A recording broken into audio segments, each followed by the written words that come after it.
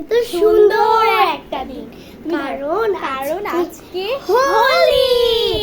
Happy Holi সবাইকে। নমস্কার। আপনাদের জন্য আছে 12টা পর্যন্ত হোলি। সেই মজা হোলি, যেমন আমি রং মেখেছি। সবাই আজকে মজা করবে, যেমন আমি যাই,